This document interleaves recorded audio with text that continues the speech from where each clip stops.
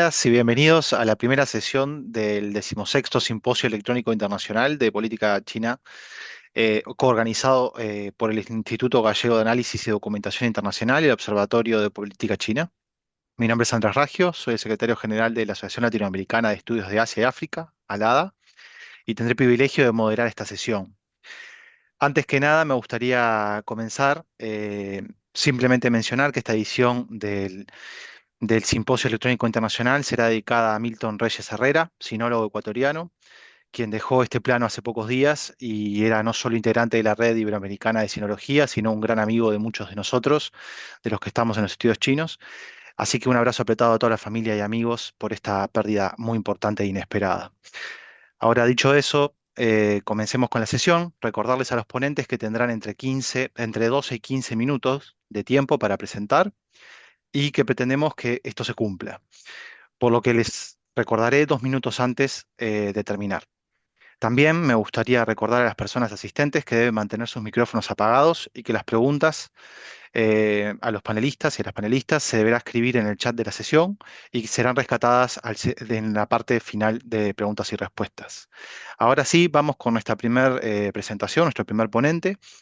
Esta ponencia está titulada como el sistema tributario chino desde la perspectiva tridimensional de las relaciones internacionales. Estará a cargo de Eduardo Daniel Oviedo, de Argentina. Eduardo es investigador principal del Consejo Nacional de Investigaciones Científicas y Técnicas, el CONICET, profesor de la Universidad Nacional de Rosario, en Argentina, donde además ha sido reconocido como profesor categoría 1 por el Ministerio de Educación. Es licenciado en Ciencias Políticas y en Relaciones Internacionales. Obtuvo una maestría en Derecho de la Universidad de Pekín y doctorado en Ciencias Políticas en la Universidad Católica de Córdoba, realizando posteriormente estudios postdoctorales en la Universidad Nacional de Rosario. Ha desarrollado una amplia trayectoria internacional como profesor visitante en destacadas instituciones, entre ellas la Universidad de Fután y la Universidad de Pekín en China, la London School of Economics en la Universidad Nacional de Taiwán, la Universidad Federal del ABC en Brasil y la Universidad Complutense de Madrid.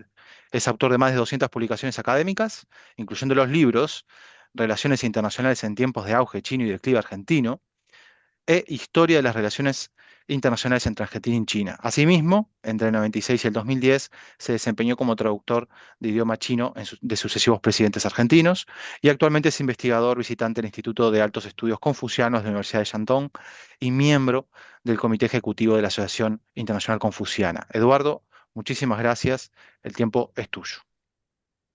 Muchas gracias, Andrés. La verdad, felicitar a la gente del IGADI y también al observatorio por este nuevo evento y también, obviamente, adherir a, digamos, esta penosa situación que nos toca vivir a los sinólogos con la pérdida de Milton Reyes, a quienes estábamos esperando aquí en la provincia de Chantón. Él tenía que iniciar actividades en el mes de septiembre, había obtenido un galardón y iba a realizar una beca aquí en esta provincia. Bueno, le mandamos las condolencias a los familiares, especialmente a su hijo. El tema que yo quiero presentar es precisamente parte de lo que estoy investigando aquí en la provincia de Shandong. Tiene que ver con el sistema tributario chino. ¿Por qué estoy trabajando este tema? ¿Por qué lo considero importante? Porque China ha planteado siempre la idea de que viene con un nuevo tipo de relaciones internacionales. Ahora bien, ¿cuál es ese nuevo tipo de relaciones internacionales? Hablan comúnmente de nuevos principios, van siempre a la búsqueda de principios confucianos o de otras doctrinas, pero fundamentalmente confucianos, y plantean dentro del marco de la comunidad de destino humano que existen, los autores digamos, hacen referencia al concepto de armonía en la diversidad.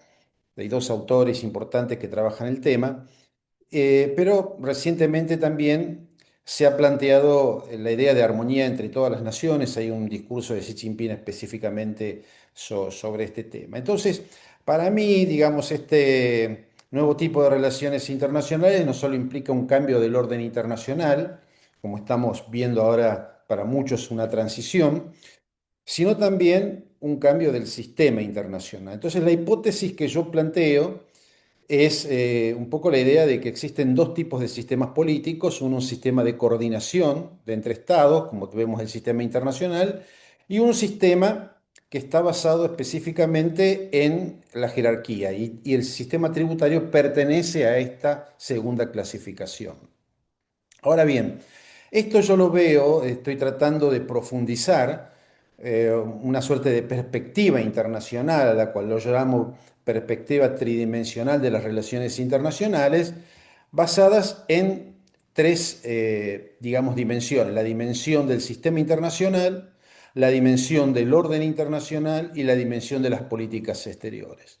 Es decir, el sistema internacional, como todo sistema, tiene unidades, tiene estructura, tiene un principio ordenador, y en el caso específico del sistema internacional, las unidades son los estados, la estructura es desconcentrada de poder y el principio ordenador de las relaciones entre los estados es la coordinación entre estos estados. Por lo tanto, el sistema internacional es un conjunto de estados que interrelacionan en una estructura desconcentrada de poder bajo el principio de coordinación. Esta es una de las dimensiones. La otra dimensión, que en esta mesa se va a hablar mucho, es la dimensión del orden internacional. Yo no la voy a trabajar, pero tiene que ver con la institucionalización del poder. Y luego, obviamente, las políticas exteriores, que son las acciones de los estados frente al sistema y al orden internacional. Yo, en síntesis, lo que trato de decir en esto, que para entender las relaciones internacionales se necesita saber bien cómo funciona el sistema internacional, el orden y las políticas de los estados. Y las políticas de los estados en relación al orden y al sistema internacional. Esto es lo que yo llamo llamar la teoría tridimensional, y la idea de investigar esto en China tiene que ver con el sistema tributario, porque el sistema tributario es otro tipo de sistema, y para darle validez a la teoría es necesario ver si podemos aplicarlo también dentro del sistema tributario. Por eso solamente, y aquí está marcado en rojo, nos vamos a delimitar a la dimensión del sistema internacional.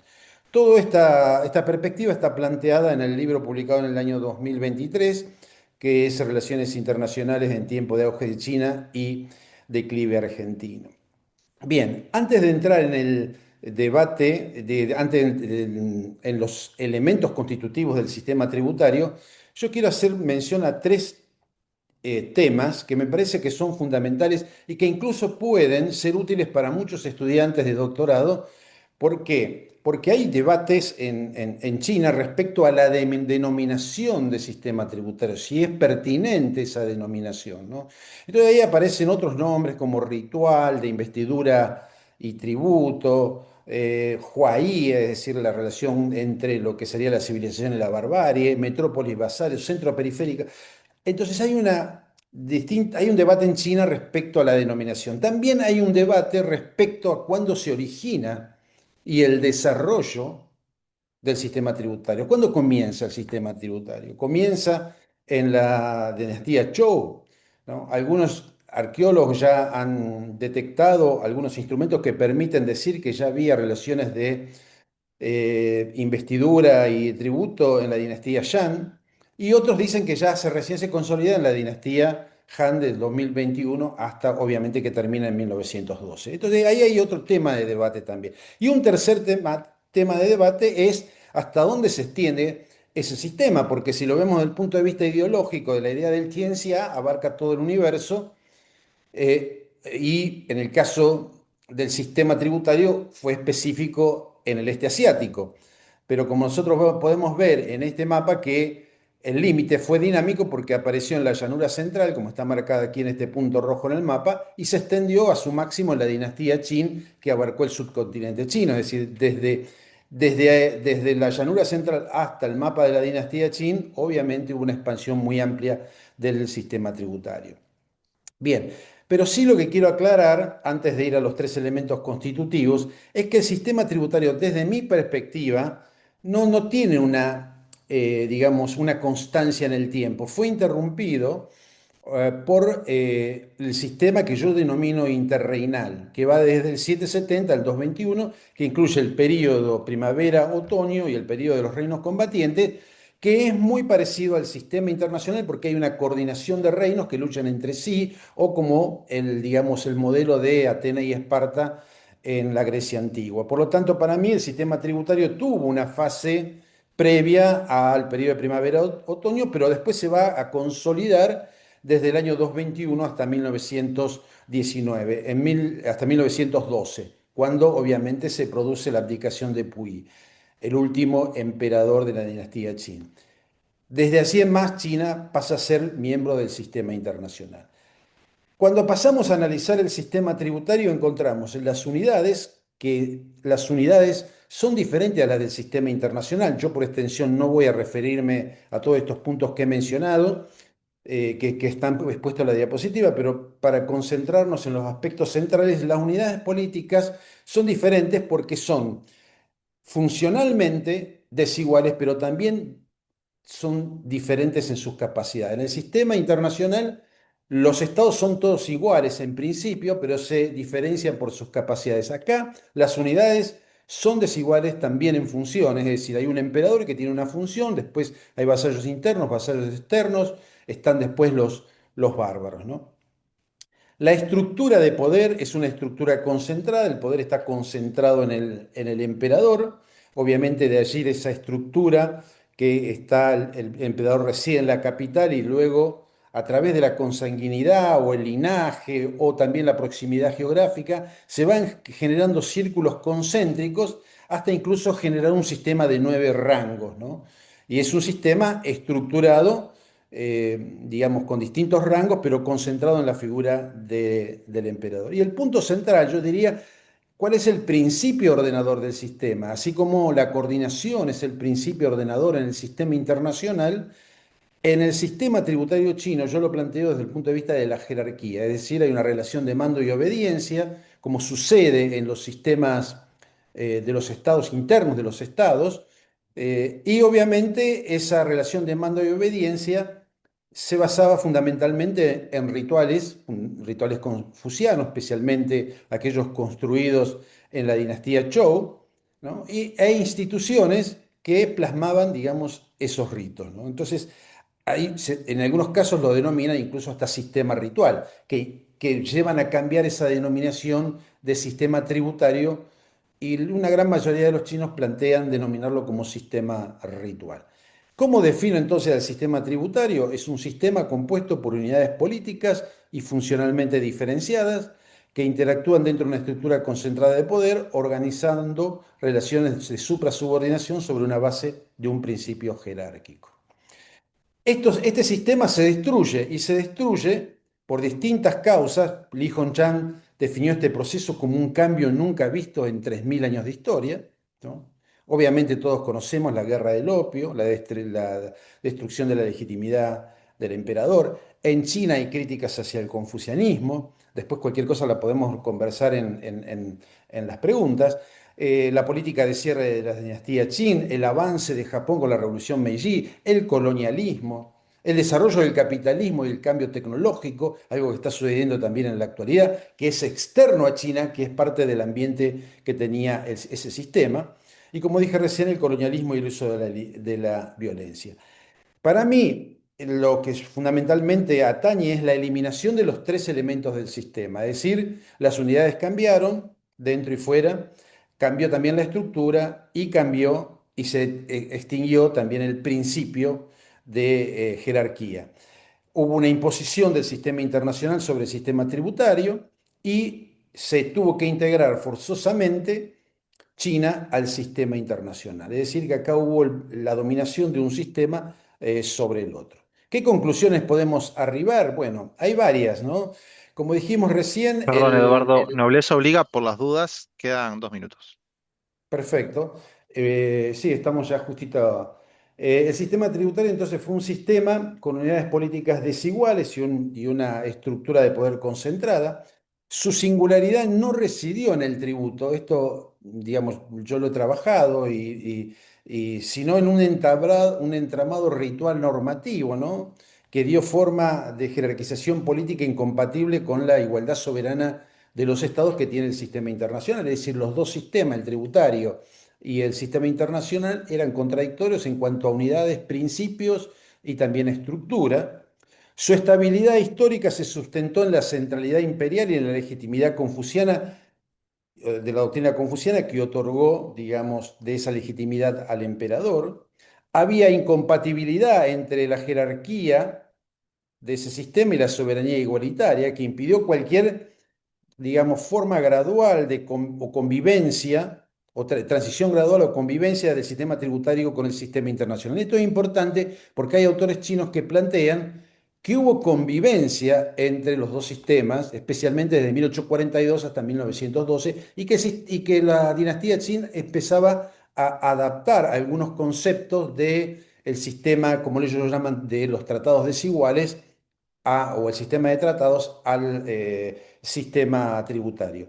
El colapso del sistema fue consecuencia de la transformación tecnológica del entorno, la imposición del sistema internacional sobre el tributario mediante el colonialismo.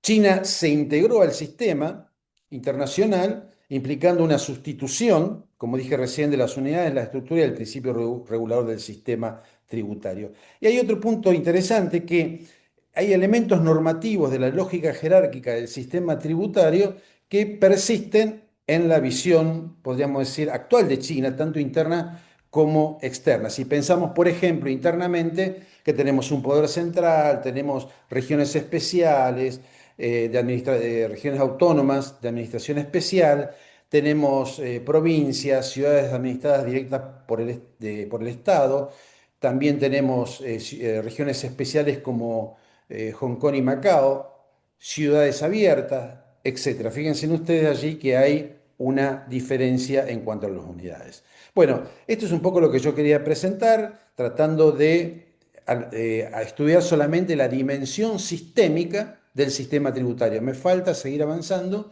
con la dimensión del orden y de lo que podemos denominar las políticas de cada uno de estos actores. Bueno, muchas gracias por la atención. Muchas gracias, Eduardo. Em, no sé si Diana está pronta por allí. La paso a presentar, salvo que me indique lo contrario. La siguiente ponente va a presentar sobre China y la reconfiguración del orden internacional entre el multilateralismo estratégico y soberanía política. La ponente es Diana Trandafir Armanca, de España. Diana es investigadora independiente en relaciones internacionales y análisis político, centrada en el estudio de las transformaciones estructurales del orden internacional contemporáneo. Su trabajo examina el papel de China en los procesos de reconfiguración sistémico global, con énfasis, con especial atención en la evolución del multilateralismo y la redefinición de la soberanía estatal en el siglo XXI. Desde una perspectiva analítica y comparada, estudia cómo China no sustituye abruptamente el orden internacional existente, sino que lo transforma gradualmente mediante una combinación de participación institucional activa y desarrollo de espacios complementarios de gobernanza. Su enfoque busca comprender los procesos de transición y reequilibrio del sistema internacional más allá de las lecturas ideologizadas o dicotómicas. Sus líneas de interés incluyen gobernanza global, autonomía estratégica y competencia entre grandes potencias. Mientras que se acomoda Diana, si todo va bien, les pido por favor que el resto apaguen los micrófonos y que las preguntas las pueden realizar en el chat y en el final, en la ronda de consultas, las leeremos. Diana, ¿estás por allí?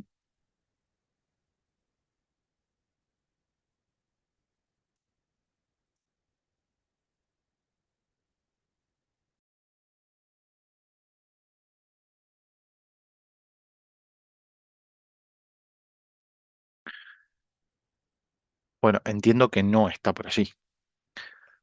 Por lo tanto, creo que lo adecuado sería pasar a la siguiente. Daniel, Hola, pasamos a la siguiente. Creo que Ah, está Ya conectando está, el creo que audio. Diana. ok, perfecto. perdón, perdón, estaba hablando, pero no me he dado cuenta que tenía el micrófono em, como bloqueado. En el primer lugar, muchísimas gracias, Andrés. Buenas tardes, buenos días a todo el mundo. Es un placer participar hoy en esta sesión. La verdad que es la primera vez que participo a nivel así de esta manera. Mi reflexión es sencilla para esta ponencia. Solo quiero compartir algunas reflexiones sobre el papel de China en la reconfiguración del orden internacional.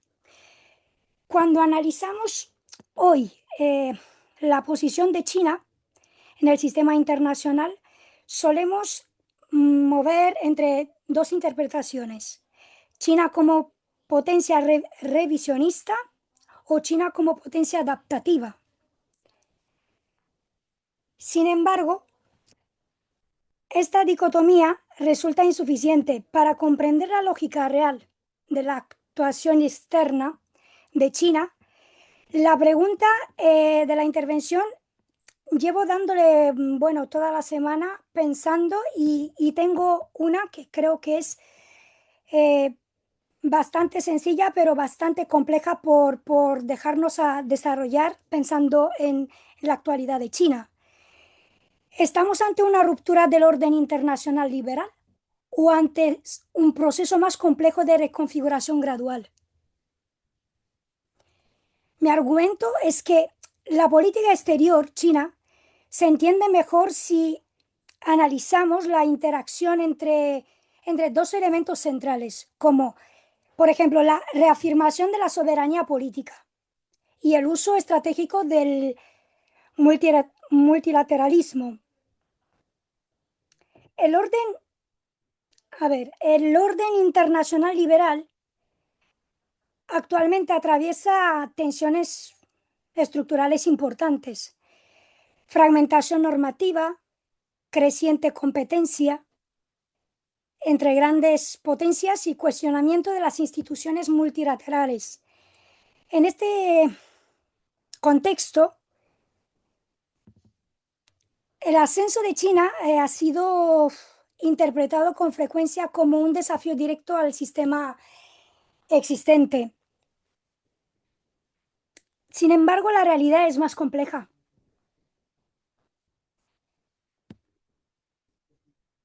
En el primer lugar, hablando de soberanía política, la política exterior china reafirma de manera constante el principio de la soberanía. Este principio se expresa en la defensa de la no injerencia en asuntos internos y en el rechazo de la universalización normativa del modelo liberal occidental. Desde esta perspectiva, el Estado sigue siendo el actor central del sistema internacional, y la divergencia de los modelos políticos se considera una característica legítima del orden global. Al mismo tiempo, China no se retira del sistema internacional, como hay parte que lo expresan así, que China se retira del sistema internacional.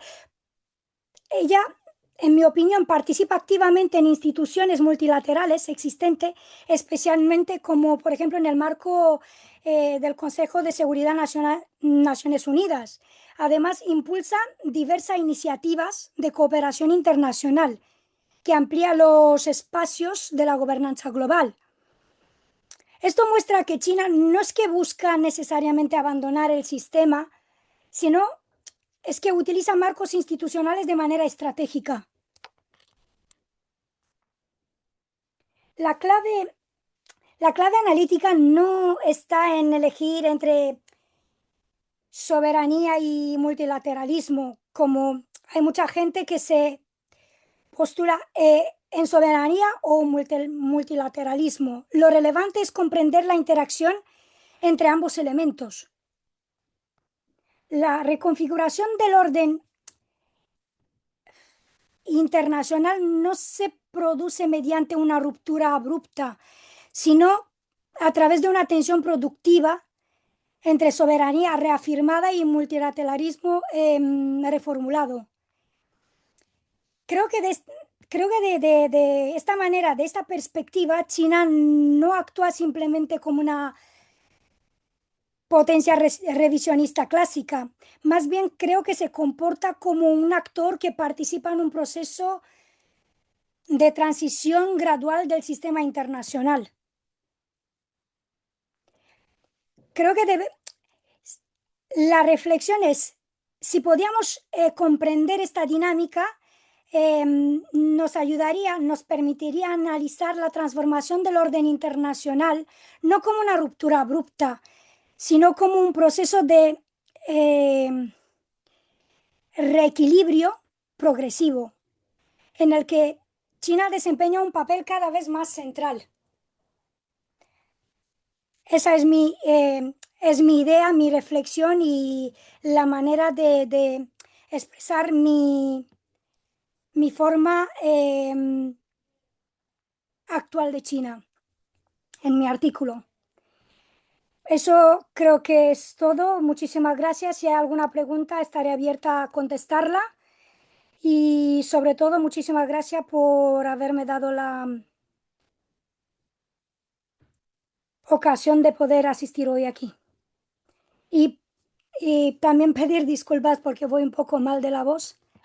Hace poco he sufrido una cirugía y tengo la voz un poco fatigada. Muchas gracias, Diana, también. Muchísimas Eh, gracias. Muchas gracias. Y déjame comentar al resto de los participantes y oyentes que tuvimos un problema técnico por lo cual no aparecía en video, que eso no lo pudimos solucionar previamente. No, Eh, lo he intentado, perdón Andrés, lo he intentado de la manera por el móvil, pero he bajado la aplicación y me daba error en código, supongo por estar en el ordenador ya abierta la sesión del Zoom. no hay No sé si problema. eso. En cualquier caso, ya quedó atrás, no te preocupes. Muchísimas gracias. Seguimos. Muchísimas gracias a vos. Seguimos con la sesión. Ahora está nuestra tercera presentación para la sesión número uno. La misma está titulada De la periferia al centro, la iniciativa para la gobernanza global como estrategia de reforma sistémica de las Naciones Unidas 2025-2030. Está a cargo de Cristian Gabriel Hinojosa Congona de la Universidad Católica de Santa María, Arequipa, de Perú. Cristian es estudiante de las carreras de Derecho y Economía de la ciudad de Arequipa, en Perú. Está actualmente cursando la séptimo y quinto ciclo respectivamente. Ha sido parlamentario universitario en dos ocasiones y cuenta con experiencia en modelos de Naciones Unidas a nivel nacional. Ha obtenido participaciones y reconocimientos tanto a nivel nacional como internacional en ciudades como Arequipa, en Lima, y Lima, así como en Costa Rica, en competencias vinculadas a derechos humanos. Asimismo, integró el espacio Sobredosis Política, donde realizaba análisis sobre política nacional e internacional, y actualmente forma parte de diversas iniciativas académicas en Derecho y Economía, así como de programas de voluntariado social, siendo miembro de la Red Internacional de Agentes de Cambio, la Red Mundial de Jóvenes Políticos y en Perspectiva Colectiva, donde escribe sobre política y derechos humanos. Cristian, ¿estás por allí? ¿Qué tal? Sí estoy presente. ¿Se me logra Ok, escuchar bien? sí, perfecto. Tenés 12 minutos, te aviso 2 minutos antes. Si te pasas unos minutitos tampoco hay problema. Si querés presentar con alguna ponencia, diapositiva, tenés la oportunidad de compartir. Muchas Ok, gracias. perfecto. Muy buenos días, tardes o noches, en dependencia del lugar en el que estén escuchando y se estén uniendo a esta presentación. El día de hoy agradezco por la introducción, tanto a mi persona como a la temática a tratar el día de hoy, que considero que es sumamente importante, sobre todo de cara hacia los próximos años. Ver hacia 2030, ver hacia 2035 y poder ver el rol que va a tener China dentro del orden mundial. Creo que es muy importante que sobre todo China a lo largo de los años ha desarrollado un rol, podríamos decir, cauteloso hasta cierto punto, porque como bien se puede desprender de la propia historia internacional, lo que estamos acostumbrados a ver es el hecho de que posterior a un conflicto bélico, lógicamente de carácter internacional, la potencia vencedora o quien resulte vencedor de dicho conflicto es quien asume el liderato dentro del orden mundial. Ya lo pudimos ver en el pasado, por ejemplo, con Reino Unido y posteriormente con los Estados Unidos de Norteamérica. Sin embargo, China es alguien que a través de la tecnología y desde luego la búsqueda de prosperidad y verse como un objetivo, podríamos decir, un punto de partida novedoso o desde luego bastante alentador, ha sabido darse un espacio dentro del orden mundial, ya sea en el apartado meramente económico, en el de la tecnología e incluso en la gran política que tiene. Es en ese sentido de que hace apenas unos meses, en septiembre de 2025, el mundo observó en Tianjin lo que hoy llamamos el consenso de Tianjin. Allí, el actual presidente de China, Xi Jinping, nos presentó una simple propuesta de cooperación, pero que detrás de ella tiene un parámetro bastante interesante, la cual es la Iniciativa para la Gobernanza Global. Con fines didácticos, de aquí en adelante le diremos la GGI. Y la pregunta es, ¿por qué la GGI es diferente? ¿Por qué no simplemente es un paradigma de un país que es considerado potencia mundial y que de alguna u otra forma quiere imponer su agenda dentro del orden internacional? Es importante precisar de que la GGI se puede clasificar como la piedra angular que une a las tres hermanas anteriores, por lo menos desde el perímetro chino, y que es de importancia en el orden internacional, lo cual es el desarrollo, la seguridad y la civilización. En ese sentido, si el siglo pasado, el siglo XX, fue el siglo de la adaptación de China al mundo, donde las personas recién empezaban a conocer qué era China en verdad, productos hechos en China. China se postulaba como un objetivo, como un paradigma, por ejemplo, para que la gente vaya a estudiar. Universidades como la de Pekín, entre otras que destacan bastante sobre todo en temas relacionados a la tecnología y a la política. En ese sentido, la adaptación de China fue en el siglo XX. En el periodo de 2025, 2030, 2025, 2035, es importante ver el rol que va a asumir China y que este será recordado como prácticamente una reforma sistemática liderada por Pekín, o por lo menos eso es lo que apunta la GGI dentro de los diferentes objetivos que posee. En ese sentido, el objetivo de mi intervención es claro, es demostrar que China ha dejado de ser un invitado en la mesa de diálogo en la gobernanza global y que no simplemente se caracteriza por tener varios productos, por ser sumamente exportadora de diferentes materiales, sino que realmente asume un rol de importancia, en primer lugar partiendo desde la perspectiva y el rol que va a asumir dentro de la ONU, como de igual forma el rol que va a asumir de manera fáctica como parte de la gobernanza global. En ese sentido, quiero arrancar la presentación por un marco doctrinal, el cual es la ONU en cómo es vista por esta convención, o bueno, este acuerdo de Tianjin. En ese sentido, la GGI llega en un momento simbólico. El año pasado se cumplieron 80 años desde la creación de las Naciones Unidas. Esto China lo puede utilizar como un hito no para destruir la ONU, sino para reclamarla, de alguna u otra forma mostrar realmente por qué fue creada la ONU, que como bien sabemos actualmente es sumamente criticada.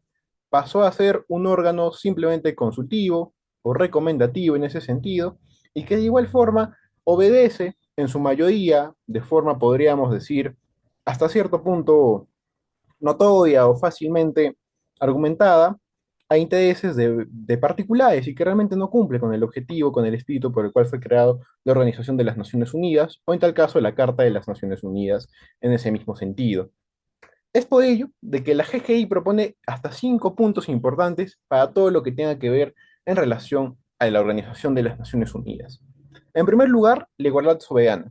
No importa el tamaño o la riqueza de un país, es lo que postula la GGI en este aspecto. Todos los votos deben contar por igual. Como bien sabemos, la ONU, o bueno, su parte más esencial, la que toma las principales decisiones, tiene a una serie de países los cuales son permanentes en ese sentido y que tienen posibilidad de voto e incluso en algunos casos de veto como parte de las diferentes dinámicas que tiene. Esto, desde luego, puede llegar a ser considerado un abuso, sobre todo si hablamos de países que quedan afuera de ese grupo selecto de 5 países que tienen dichas condiciones. Como segundo punto, estaría el de Estado de Derecho genuino.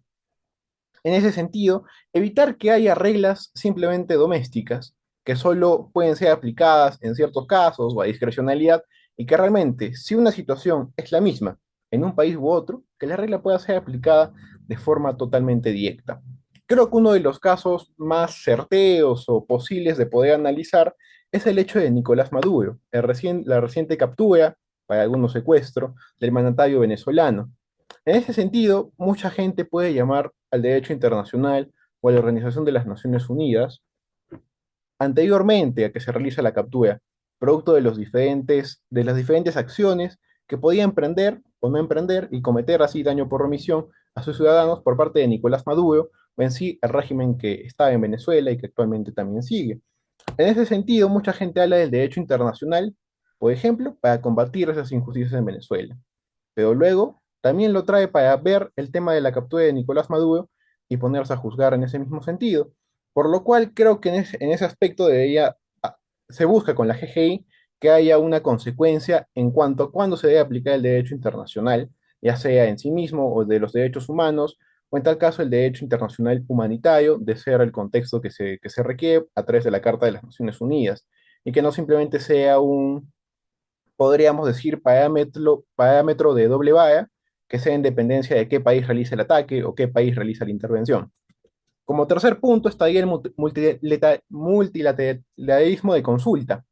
En ese sentido, se busca construir por consenso, no por imposición de bloques, básicamente afirmando el primer punto mencionado, el hecho de no simplemente limitarnos a que haya países permanentes que pueden llegar a tener poder de decisión, sino que realmente se puede hablar de una organización de las Naciones Unidas que sí representa al mundo o que forma un colectivo mundial en ese mismo sentido y que hasta cierto punto la gente se pueda llegar, o bueno, más bien las naciones, se puedan llegar a sentir identificadas.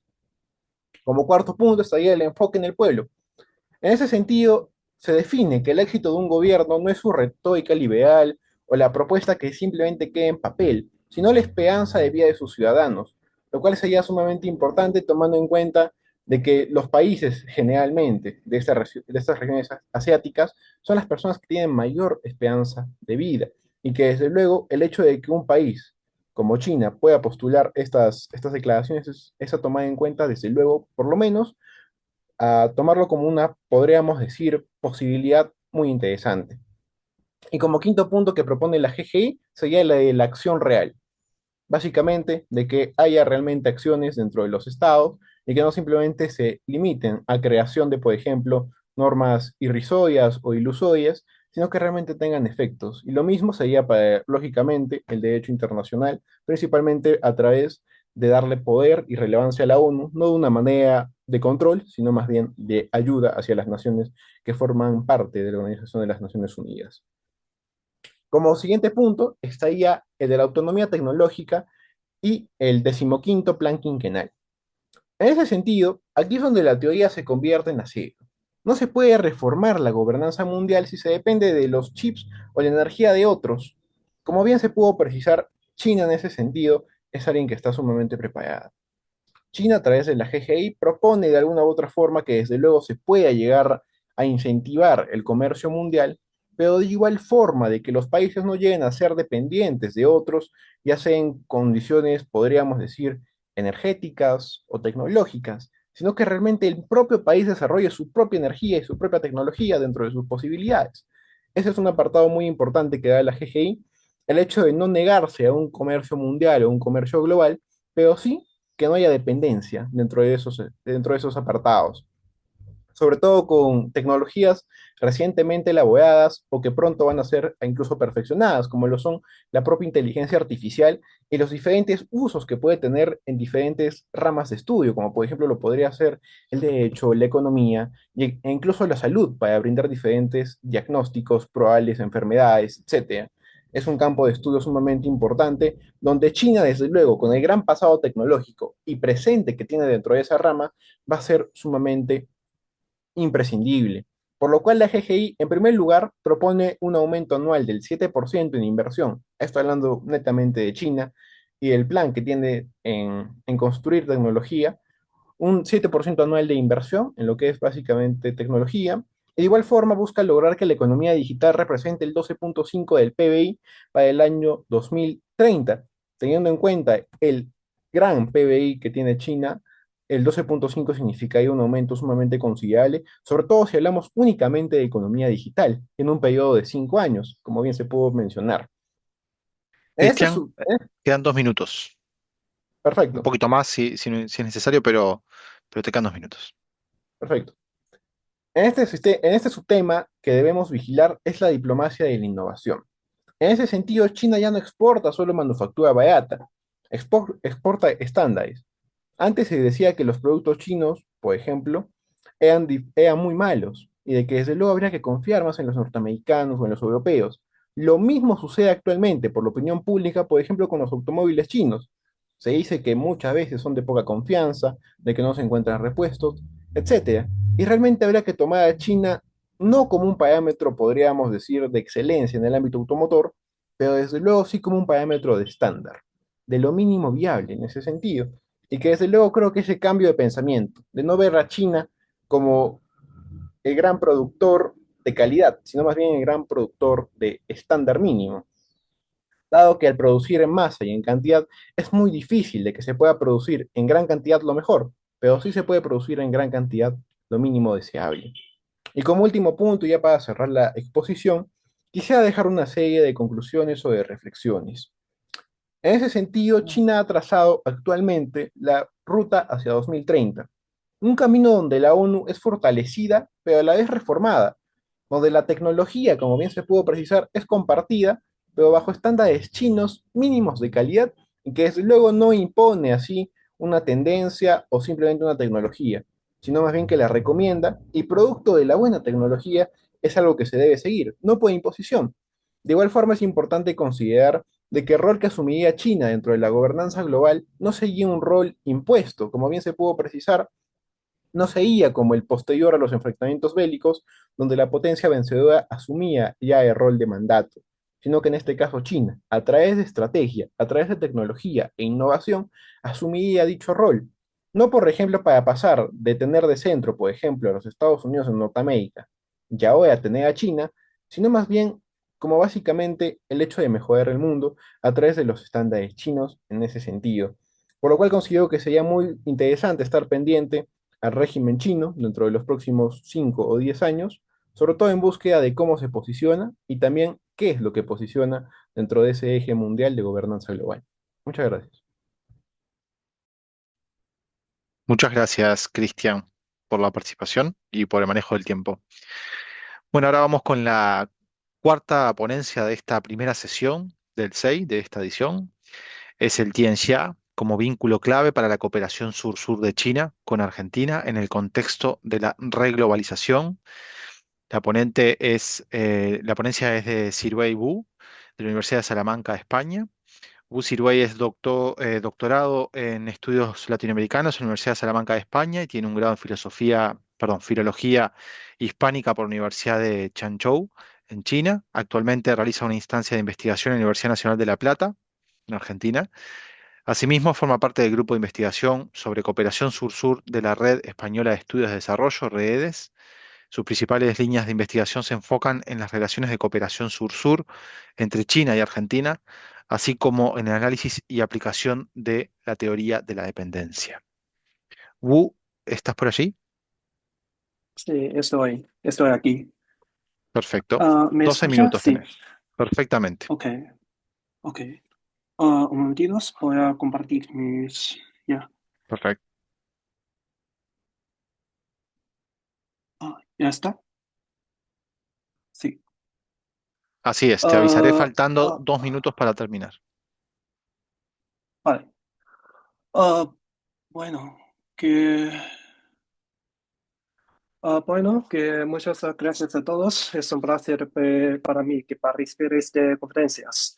Soy Cyril. Ahora todavía soy doctorando de la Universidad de Salamanca y mi línea principal de investigación se centra en la cooperación sur-sur y la teoría de la dependencia.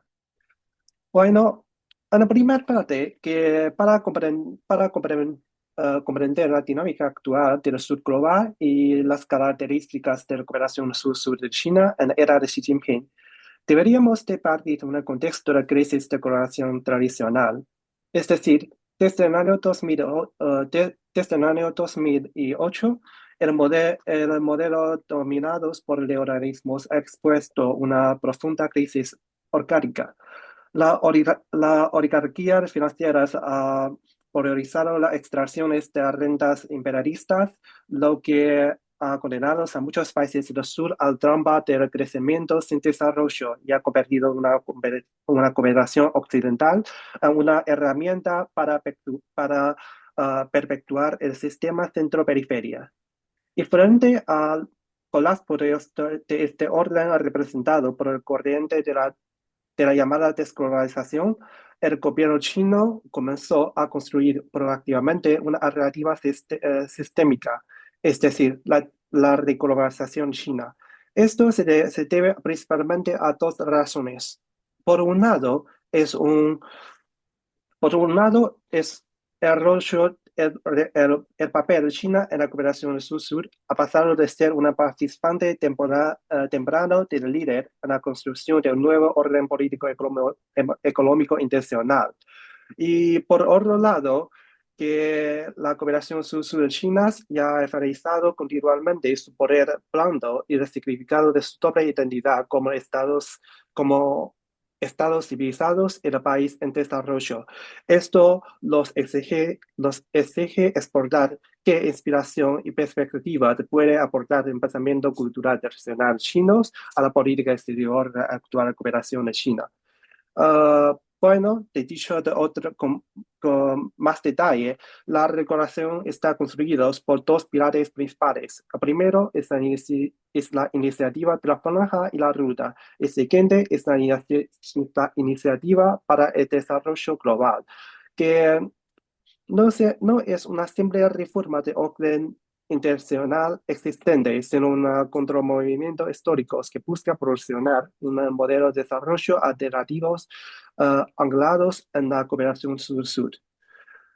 Pero bueno, y desde el siglo XXI, el ascenso oriental global, el ascenso oriente global ha desplazado el centro de gravedad política y económica mundial hacia China.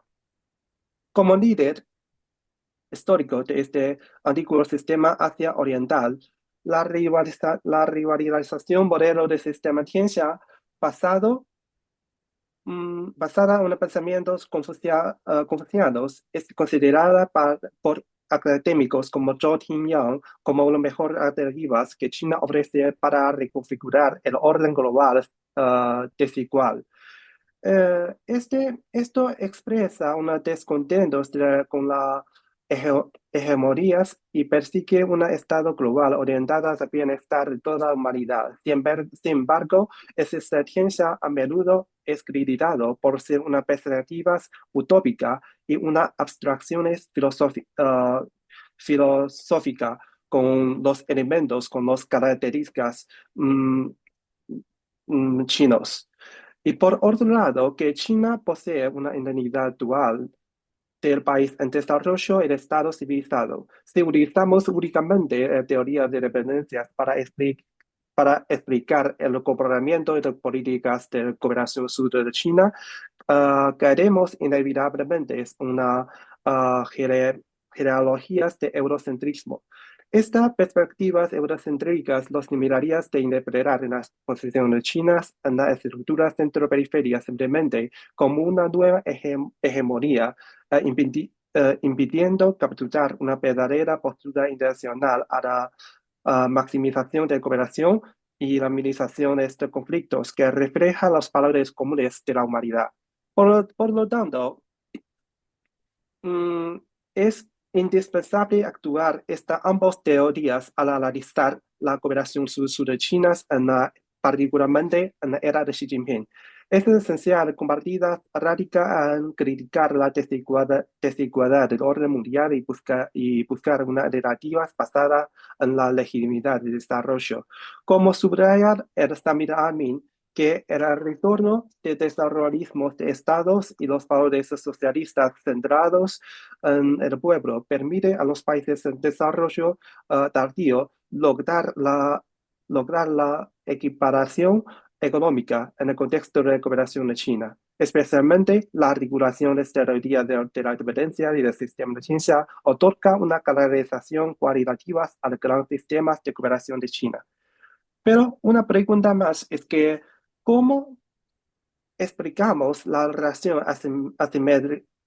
Pero una pregunta más es que, ¿cómo explicar la relación asimétrica que existe objetivamente en China y otros países en desarrollo, particularmente en el sistema mundial capitalistas caracterizados por sus estructuras centro-periferia? Bueno, que tomando aquí en mi texto, yo me gustaría tomar la legitimidad de desarrollo, que es un concepto inspirado por un sistema tributario en la antigua China como eje conceptual. La clave analítica consiste en vincular la lógica compensatorias del sistema tributatorios históricos con el concepto de desarrollo por invitación de Weinstein. Bajo este marco, es decir, el país central extiende una invitación de desarrollo, mantiene su voluntad subjetiva, aunque el concepto en el contexto, en las ideas, en el contexto de Weinstein, um, se trata de un carácter de conducta imperialista. Así que partiendo de esta legitimidad de desarrollo como eje conceptual común, la relación asimétrica de China con el sur global revela su dinamismo. La clave analítica para comprenderlo se encuentra en la lógica, se encuentra, mm, bueno, se encuentran sus sistemas tributorios, donde la paz duradera se articulaba sobre sus mecanismos en el que en el cual la igualdad informa contrarrestaba la desigualdad formal. Este mecanismo, como una reciprocidad asimétrica, se descansaba sobre tres pilares interconectados, derivados de las combinaciones de la autoridad legítima del poder material de China. El primer pilar era políticos estratégicos, es decir, el compromisos creíbles de autocontrol modal del centro aliviaban el dilema de seguridad de los estados subordinados. El segundo pilar es material económicos. Esta previsión de una base material sólida por parte de China generaba una legitimidad con desempleos que canalizaban tanto el desarrollo periféricos como la estabilidad de sus élites gobernantes. Y el tercer pilar era normativa y cultural. Es un sistema de valores confucianismos compartidos otorgabas unos significados estables y prósperos constructivos a la desigualdad inherentes al orden intencional. Es la conjuración de estos tres factores lo que construías y define para este trabajo una relación de asimétricas tan aceptables. Y por, y en consecuencias, las vinculaciones entre el concepto de sistema y la escuela de y la dependencia muestran una lógica de la simetría aceptable que se operacionaliza en la praxis contemporáneas de la cooperación sur-sur de China. Ahora examinamos su funcionamiento en el sistema capitalismo global. Se constata que la China enfrenta una desigual formal ineludables, productos de sus disparidades de poder objetivas, por ejemplo, tamaños económicos, niveles tecnológicos e influencias geopolíticas. La implementación de ciencia, por lo tanto, no busca negar esta asimetría, o sea, superar la estructura centro-periferias dentro del sistema mundial capitalismo. Se lo contrarrestabas, o sea, dicho de otra manera, aliviar activamente a través de la institucionalización de una serie de mecanismos de esta igualdad informal. En este contexto, la desigualdad formal se define como una presión estructural inherente al sistema capitalista global, generada por una brechas objetivas poder. Y estos mecanismos se despliegan sobre los mismos tres pilares analizados previamente, es decir, a nivel político, los cinco principios por ejemplo, los cinco principios de coexistencias pacíficas y la no injerencia funciona como un compromiso de liderazgo moral que caracteriza la autonomía del sur global cuando China mantiene sus contactos tan desigual con los países en desarrollo. A nivel económico, el enfoque en la transformación estructural busca satisfacer las estrategias de desarrollo en, endógeno de los socios, creando las capacidades y las provisiones de autosuficiencias, como los principios que sostienen los investigadores de la de la escuela de la dependencia. Y finalmente, a nivel normativa, se articula una orientación del valor central en los pueblos y ancladas en los principios de cooperación sur-sur.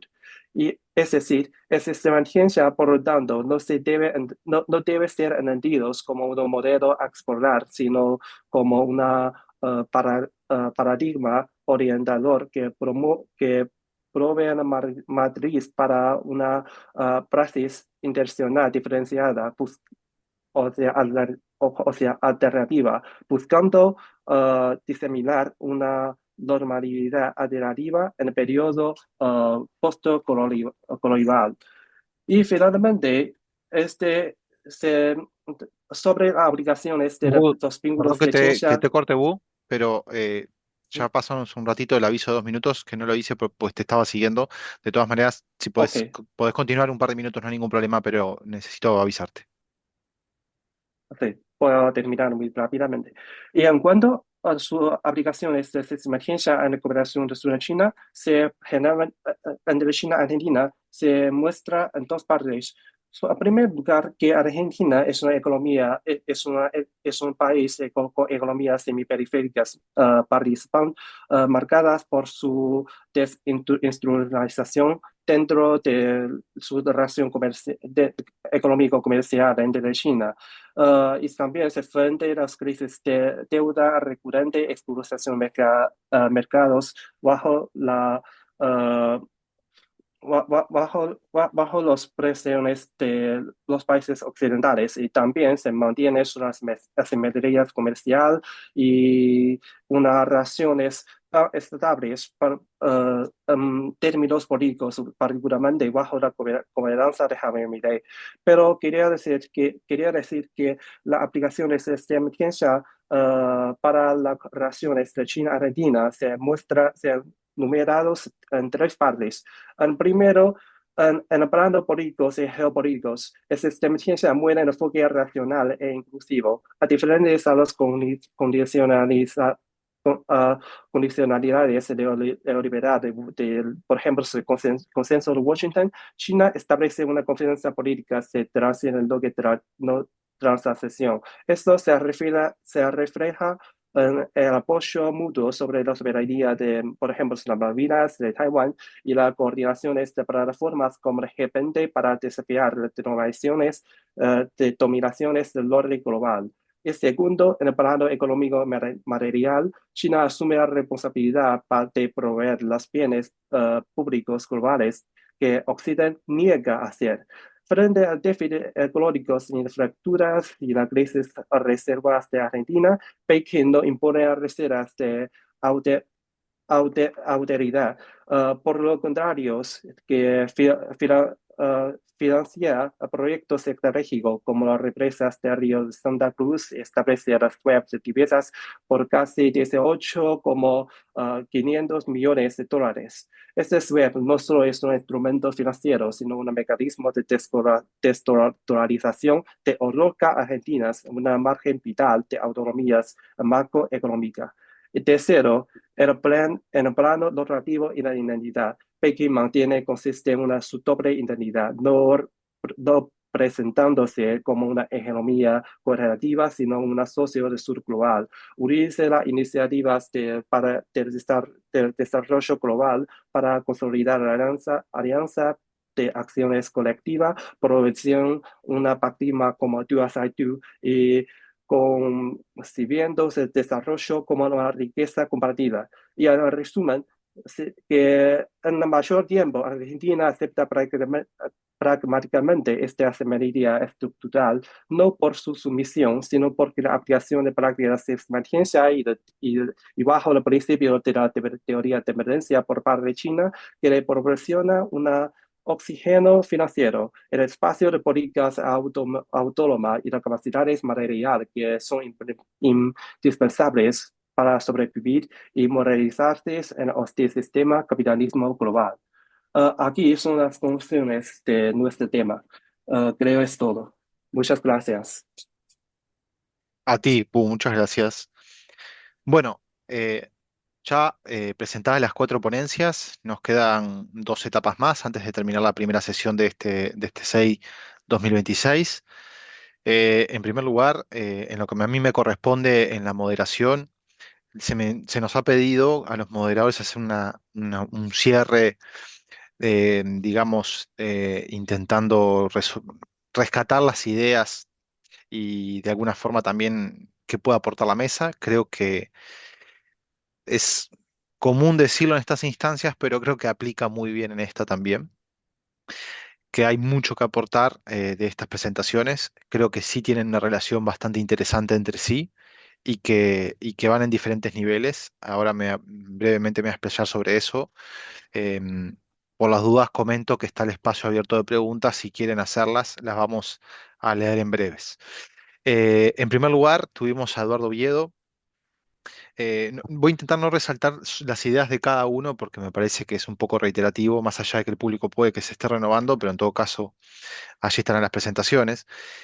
Me parece muy interesante la búsqueda de un abordaje, de una lectura teórica y el esfuerzo de un abordaje teórico sobre el sistema tributario chino y sobre todo en lo que él llama la teoría tridimensional de las relaciones internacionales. Creo que despierta mucho interés, creo que es muy interesante y en particular no voy a destacar nada, simplemente que volver a resaltar lo que él dijo en el libro que mostró, está las definiciones bastante claras al respecto del sistema internacional y el orden internacional y sobre las políticas exteriores. Sin embargo, creo que justamente eso dialoga bastante con la presentación de la colega Diana. Em, Tal vez ustedes puedan hacer algún comentario si sobran algunos minutos entre ustedes para deleitarnos nosotros en las discusiones que se puedan dar, pero, pero creo que sí es muy importante y va de alguna forma en un nivel distinto al que lo presenta Diana y también lo que lo presentó Cristian. En el caso de Diana, esta reconfiguración y esta no competencia en el orden internacional de China, sino un abordaje más, ¿cómo decirlo? Eh, no quiero decir pausado, pero me sale esa palabra y ahora con tal de seguirlo voy a decir así, un poco más, no con una visión estrictamente revisionista del orden, sino que ella hablaba algo así que eso me pareció bastante interesante, una relación, eh, digamos, no puesta sobre soberanía y multilateralismo, que también eso entra un poco de discusión con las siguientes dos presentaciones. Y por otro lado, en el caso de Christian, me parece bastante interesante el análisis de la iniciativa de gobernanza global y cómo la engloba en un espacio superior de las otras iniciativas chinas. Por último, el sistema de Tianxia, presentado por Wu, creo que también es muy interesante y va un poco más en primer lugar, por encima de las otras presentaciones, por encima de las otras temáticas. Y digo por encima porque es justamente algo que yo creo que me parece muy interesante después preguntarle a Cristian, pero voy a dejar que hayan preguntas del público, que él justamente mencionaba en un momento al respecto de que las iniciativas están por debajo, digamos, si se puede decir de una manera, están dentro de la iniciativa global. eh, ¿Y qué rol cumple el Tianxia? ¿Qué rol cumple justamente la comunidad de destino compartido al respecto de esa iniciativa? Y si está por encima de todas estas discusiones, ¿no? Entonces, esta mesa creo que lo que tiene muy interesante es que aborda temas, primero, del sistema internacional y de China. En segundo lugar, que creo que, por favor, los micrófonos los apagamos por ahora y los abrimos cuando se dé la oportunidad. Em, Creo que las discusiones se dan en cuanto a la construcción de las propias discusiones del sistema internacional y del orden internacional, pero también tienen una interesante búsqueda de bajarlo a tierra con la última presentación de Wu y respecto a las relaciones con Argentina, de China con Argentina. El panorama está abierto. Para mí es muy complicado hacer unos comentarios al respecto de las presentaciones, pero sí me parecieron que tienen un punto en contacto y que se pueden discutir entre sí, que eso lo dejamos obviamente para cada persona y la reflexión que pueda tener en concreto. Así que cierro por mi parte. En cuanto a la parte de preguntas y respuestas, por lo menos las que yo rescaté hasta ahora, Son dos. Veo que Fernando tiene la mano levantada, así que si no me equivoco, Raquel, que sea transmitida por el chat, ¿verdad? Para ya ir adelantando. Si Ah, no, no hay ningún Sí, problema. por Ahí, favor, Raquel, me Fernando. avisas. Sí, Que sea sí, por chat. será mejor por chat. Por favor, por Ok, favor. ok, ok. ok. La primera pregunta es de Alberto Ramiro, que dice pregunta para Eduardo Daniel Oviedo, si puede especificar más sobre el rol de la crítica al confucianismo